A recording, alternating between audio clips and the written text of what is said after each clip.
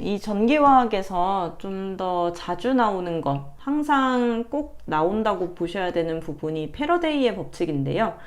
전지에 대한 부분보다도 패러데이의 법칙이 뭐였냐 하면 1패러데이, 즉 96,500쿨롱에 해당하는 전류량이 흐르게 되면 그 물질에 1g 당량만큼의 금속이 석출된다. 그럼 이 1g 당량이라는 것은 뭐냐? 원자값, 즉 산화수를 생각하시면 됩니다. 자, 원자가분의 원자량을 했을 때 나오는 이 수치만큼의 금속이 석출될 수 있다라는 게 패러데이의 법칙입니다. 자, 이게 어떻게 된다는 뜻이냐 하면 이 지금 황산구리 수용액 안에서 전류를 통했을 때 구리가 얼만큼씩 석출이 될 수 있느냐. 자, 1패러데이의 이제 전기량을 흘리게 되면, 즉 96,500쿨롱을 흘리게 되면 이 전류량 안에서는 이제 구리가 64g이고, 그리고 구리의 경우에는 2 플러스의 그 원자가를 가지는 게 일반적입니다. 나트륨이 Na 플러스인 것처럼 구리가 2 플러스가 어울리는 원소라는 뜻이에요. 그래서 2분의 64만큼 했을 때 석출될 수 있는 양인데, 여기에서 쓰이는 이 쿨롱이라는 말은 1초 동안 1암페어의 양을 흘렸을 때 나타낸 단위가 1쿨롱이 됩니다. 그러면 지금 이 문제 상황에서는 1.93암페어의 전류를 매 초, 1초마다 지금 흘리고 있기 때문에 1.93쿨롱이 됩니다. 이 쿨롱이 1암페어와 초를 의미하기 때문에 그렇습니다. 자, 이때는 얼만큼의 양이 석출이 되겠느냐 라는 식으로 비례식을 활용하게 되는데, 비례식을 풀 때는 안쪽에 있는 것들끼리 곱하고 바깥쪽 것들끼리 곱해서 이 x를 구해주면 됩니다. 안쪽 것들끼리 먼저 곱하면 2분의 64 곱하기 1.93이 되겠고, 그리고 96,500에서 x를 곱한 것과 서로 같아진다는 뜻의 식이 되기 때문에 x를 구하기 위해서는 2분의 64 곱하기 1.93 곱하기 이 96,500쿨롱을 넘겨서 96500분의 1을 했을 때 나오는 값인 6.02 곱하기 10의 18승을 골라주시면 되겠습니다. 4번이 되겠습니다. 패러데이의 법칙을 구할 때는 항상 그 원자가분의 원자량을 이만큼의 양을 구할 수 있다는 것을 기준으로 잡고, 그 문제 안에서 얼만큼의 전류량이 흘렀는지 아니면 몇 초가 흘렀는지 이런 조건이 바뀌는 거에 따라서 비례식을 활용하시면 대부분 구할 수 있고, 또 여기에서 구해지는 양을 가지고 몇 몰인지 이렇게 구하기도 하는데, 1몰이 64g 이라는 뜻입니다. 우리의 원자량이 64라는 것은 1몰일 때 64g 이라는 것이고, 2분의 64만큼 석출될 수 있다는 것은, 즉 32g만큼 석출될 수 있다는 것은, 즉 0.5몰의 구리가 석출될 수 있다라는 뜻으로도 해석할 수 있어야 합니다. 그래서 패러데이의 법칙을 기본으로 해서 몰수를 구하는 형태로도 응용이 되는 문제다라고 보시면 되겠고, 구리의 분자량이 64라는 것을 알아두시면 좋은데, 패러데이의 법칙에서 물어보는 게 정해져 있습니다. 구리 아니면 물, 요 둘 중에 하나에서만 물어봐요. 그래서 기출문제를 많이 돌려보시면 구리가 64라는 것은 기본으로 이제 알고 가실 수 있습니다. 패러데이의 법칙은 중요한 계산 문제이기 때문에 풀어보시기 바랍니다. 자, 이제 위험물 산업기사에서 빼놓을 수 없는 부분인 그 미정계수법과 이상기체 상태 방정식을 볼 텐데요. 기본적인 미정계수법의 형태가 이렇게 되겠죠. 이렇게 숫자를 왼쪽 오른쪽 비교해서 하는 간단한 방식이 있다는 것을 저도 아는데, 위험물 산업기사를 필기만 합격해서는 되는 시험이 아니고 우리가 실기까지 가야 하잖아요. 근데 그 실기에서는 이 반응물과 생성물의 형태가 개수가 한 6개, 7개씩 나오는 경우, 그러니까 A, B, C, D, E, F까지 나오는 형태의 반응식도 여러분이 푸셔야 합니다.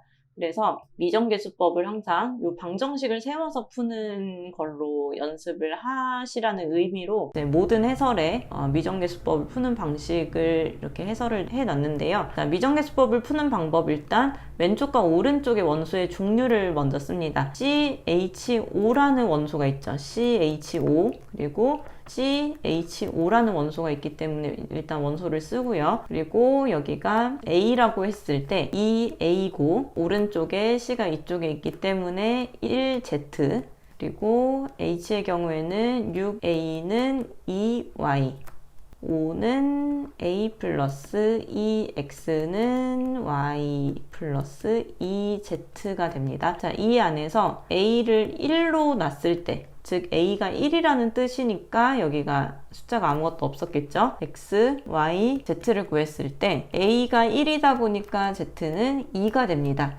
그리고 A가 1이기 때문에 6은 2Y가 돼서 Y는 3이 될 수 있습니다. 자, 여기에 이 구한값을 대입해 보면 1 플러스 2X는 3 플러스 2 곱하기 2라고 볼 수 있기 때문에 2X는 6이 됩니다. 그래서 X도 3이 되겠죠. 그러니까 X, Y, Z가 3, 3, 2가 된다는 것을 가지고 4번을 골라주시면 되겠습니다. 자, 필기시험이라고 해서 그냥 개수만 비교해서 맞추는 식으로 하지 마시고 이렇게 문제를 정확하게 풀 수 있는 연습을 하셔야 실기 때 덜 고생을 하시니까 해설을 잘 참고해서 연습해 보시기 바랍니다. 자, 이렇게 개수만 맞추면 되는 식으로 끝나면 참 좋을 텐데 응용되는 문제입니다. 이런 식으로 이 문제를 풀려면 이 6.02 곱하기 10의 23승이라는 이 개수가 분자 1몰의 개수를 의미하는 거라서 마치 이제 챕터 1에 해당하는 분자량 또는 몰수에 대한 문제라고 착각을 할 수 있지만 화학 반응식에 대한 문제입니다. C3H8이 몇 개 연소했을 때 이렇게 되는지를 물어보고 있는 거기 때문에 이 문제를 풀기 위해서는 C3H8 플러스 O2가 됐을 때 CO2와 H2O가 됩니다. 그리고 C3H8이 O2와 만나서는 몇 개씩 반응할 수 있느냐 하면 CHO가 각각 A, B, C, D라고 했을 때 A에 C가 3개 있으니까 3A는 C, H가 8A는 2D, O가 2B는 2C 플러스 D이기 때문에 A, B, C, D를 구했을 때 A가 1이라면 3 곱하기 1이 C라서 C가 3이 되겠고 또 A가 1일 때 8 곱하기 1은 2D라서 D는 4가 되겠고 또 2B는 2 곱하기 3 플러스 4이기 때문에 여기를 계산했을 때 10이 되는 거라서 B는 5가 되니까 1, 5, 3, 4라는 식으로 이제 분자가 화학 반응식이 완성된다는 것을 봐야 합니다. 일단 자, 그러면 이 반응식의 뜻이 어떻게 되느냐, 한 개의 C3H8이 연소를 하면 3개의 CO2를 만들어낸다 라는 뜻이 되는 거겠죠.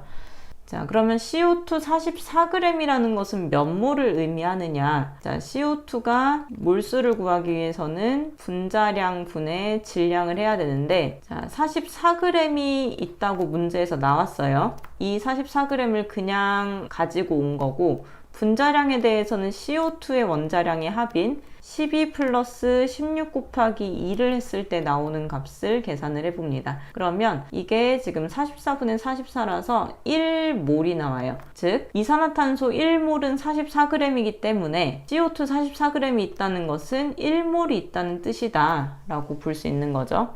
자, 그러면 이산화탄소가 지금 1몰이 나왔을 때 이 프로판 C3H8에 대해서는 얼만큼이 필요하느냐, 자, 3분의 1몰이 필요하겠죠. 근데 지금 여기에 있는 이 분자의 개수가 어떤 것을 의미하냐면 1몰당 6.02 곱하기 10의 23승계라는 것을 의미합니다. 자, 여기에서 3분의 1을 해줘야 되니까 2.01 곱하기 10의 23승계인 1번이 답이 되겠습니다. 자, 몰수에 대한 내용을 알고 화학 반응식으로 개수 B를 구한 다음에 또 아보가드로의 수라는 것 1몰이 6.02 곱하기 10의 23승계라는 것을 활용해서 다시 개수로 되돌리는 여러 가지가 복합된 문제입니다. 그래서 C3H8과 CO2가 1대 3으로 반응하기 때문에 지금 이산화탄소가 1몰이 있는 거고 이제 C3H8은 3분의 1몰이 필요한 거라서 이것을 개수로 환산해 준 그런 풀이 방식입니다. 자, 다음에 보일의 법칙, 이상기체 상태 방정식으로 가는 공식을 유도하기 위해서 보일의 법칙과 샤를의 법칙을 활용을 했죠. 보일의 법칙은 보온샤압이라고 해서 PVT 간의 관계 중에서 온도가 일정할 때, 즉 T가 일정할 때 P와 V의 관계를 보일의 법칙, 그리고 압력이 일정할 때 V와 T의 관계를 샤를의 법칙이라고 정의를 한 게 보일 샤를의 법칙 입니다. 그래서 보일 샤를의 법칙을 합쳐서 T분의 PV로 이렇게 합쳐서 식을 나타낼 수도 있죠. 지금은 이제 1기압에서 2리터의 부피를 차지하는 기체를 온도의 변화 없이, 즉 온도가 일정한 상태니까 보일의 법칙을 의미하는 거예요. 4기압으로 바꾸면 어떻게 되는가? 자, 이 보일의 법칙과 샤를의 법칙을 구분을 안 하더라도 P1, P1, V1, P2, V2는 서로 같아야 된다. 이 식을 놓고 시작을 하면 보일의 법칙, 샤를의 법칙 둘 다 풀 수 있습니다. 자, 첫 번째 상황은 1기압 2리터라는 거예요. 그러니까 P가 1이고 V가 2라는 상황입니다. 근데 이때 온도가 T1인 거죠. 그리고 온도의 변화가 없는 상태니까 T2도 같은 상태입니다. 그래서 이 둘이 약분이 되기 때문에 지금 잘 말씀해 주신 것처럼 P1V1이 P2V2라는 식으로 바뀌게 되는 거예요. 자, 온도의 변화 없이 압력을 4로 바꾼다면 V2는 얼마가 되겠는가 라고 물어보고 있는 거예요. 자, 그러면 왼쪽이 2고 4 곱하기 V2를 했을 때 왼쪽과 같아지려면 V2는 0.5가 돼야 되겠죠. 그래서 0.5에 해당하는 4번이 답이 되겠습니다. 자, 보일 샤를의 법칙은 이제 어떤 것이 일정할 때 뭐를 비교하는 것인지를 구분하는 것이 일단 첫 번째고, 이 식을 통해서 왼쪽과 오른쪽이 같아지는 것을 구할 수 있어야 합니다. 대신 이 식을 사용하실 때 온도를 대입하게 된다면 절대 온도인 도시에다가 273을 더하는 방식으로 절대 온도로 대입하셔야 된다는 것을 반드시 기억하시기 바랍니다. 자, 마지막 문제이고요.